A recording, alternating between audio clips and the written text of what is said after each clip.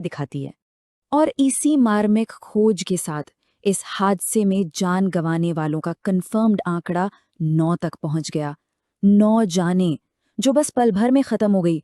सोचिए, ये सिर्फ कोई नंबर नहीं है, ये वो परिवार है जो घर पर अपने लोगों के वापस लौटने का इंतजार कर रहे थे। कोई सिर्फ थोड़ा वक्त बिताने, मनोरंजन के लिए नाव पर गया हो और उसका ऐसा अंत हो, ये किसी ने सपने में भी नहीं सोचा होगा। तो अब सवाल उठता है कि परिस्थितियां इतनी जल्दी बेकाबू कैसे हो गई। देखिए, गुरुवार की शाम का वक्त था। एमपी टूरिज्म का एक क्रूज करीब 40 से 45 यात्रियों को लेकर निकलता है।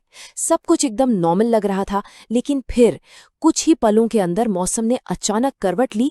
करीब 40 किलोमीटर प्रति घंटे की रफ्तार से तेज हवाएं चलने लगी, भारी बारिश शुरू हो गई। इस अचानक आए तूफान ने क्रूज को पूरी तरह से घेर लिया और देखते ही देखते नाव से कंट्रोल बिल्कुल खत्म हो गया और वो तटबंध से सिर्फ 300 मीटर की दूरी पर डूब गई। इससे साफ पता चलता है कि प्रकृति के आगे चीजें कितनी तेजी से पलट सकती हैं। अब जरा उस चुनौती के बारे में सोचिए जो रिकवरी टीमों के सामने है। जो क्रूज पलटा है ना, वो जलाशय के अंदर लगभग 20 फीट की गहराई में जाकर फंस गया है। 20 फीट गहरा पानी।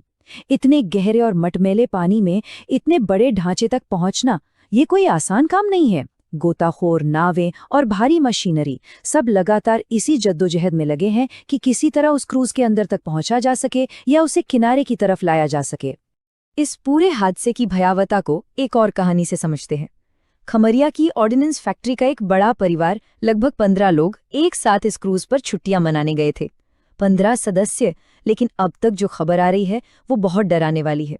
उन 15 लोगों में से केवल एक युवा लड़के को ही रेस्क्यू किया जा सका है। उसके पिता कामराज आर्या, उसकी माँ और परिवार के बाकी लोगों का अब तक कुछ पता नहीं है। ये सोचकर ही रोंगटे खड़े हो जाते हैं कि कैसे एक ही झटके में एक पूरा का पूरा परिवार बिखर गया। खैर, इस अफरा तफरी के बीच मदद भी तुरंत पहुंची। सबसे पहले जो मसीहा बन के सामने आए वो थे वहां के स्थानीय गांव वाले। उन्होंने बिना एक पल सोचे पानी में रस्सियां फेंकनी शुरू कर दी ताकि डूबते लोगों को बचाया जा सके। इसके बाद तो ये अभियान बहुत बड़े पैमाने पर फैल गया। एसडीआरएफ की टीमें और भारतीय सेना की ग्राउंड यूनिट्स तुरंत वहां पहुंच गईं। स्थिति इतनी गंभीर थी कि ऊपर से निगरानी के लिए एक स्पेशल हेलीकॉप्टर को भी बुलाना पड़ा। साथ ही पैरामिलिट्री फोर्सेस भी जमीन पर मदद कर रही हैं और पानी के अंदर रास्ता बनाने के लिए भारी हाइड्रोलिक मशीनों का इस्तेमाल किया जा रहा है। मतलब ये एक बहुत बड़ा मल्टी एजेंसी रेस्क्यू ऑपरेशन बन गया। इन तमाम कोशिशों के बाद गुरुवार को जो आंकड़ा सामने आया वो था 16, यानी 16 लोगों को सुरक्षित पानी से बाहर निकाल लिया गया। लेकिन सच कहूं तो ये आंकड़ा राहत से ज्यादा एक बेचैनी पैदा करता है।